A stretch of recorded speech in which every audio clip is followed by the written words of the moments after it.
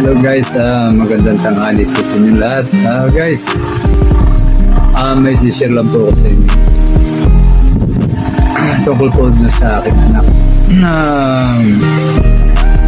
Iningatan ko, inalagaan ko, attitude doon sa trabaho. Lahat ginawa ko pero dahil sa pag-ibig. Ewan ko, sa palagay ko, sa tingin ko nasira ang kanyang sabi niya.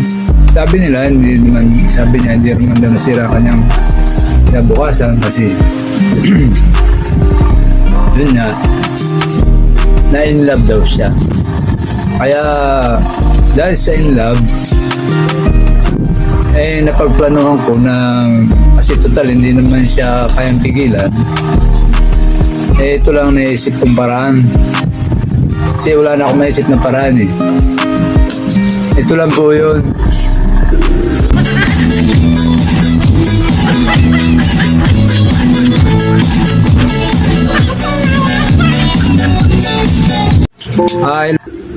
Ito lang po talaga naisip kong paraan na kasi stress na po ako. Hindi ko malamang gagawin ko. Sumasakit na ang aking ulo.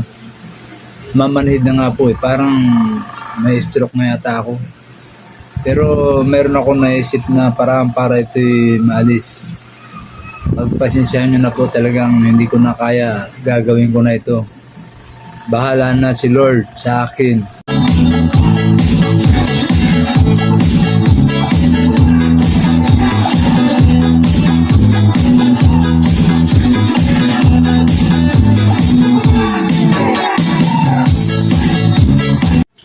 Hello guys, talagang masama po talaga ang loob ko, kaya nagawa ko po yan.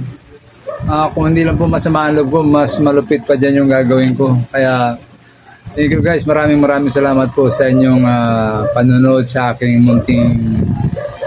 munting hinaing,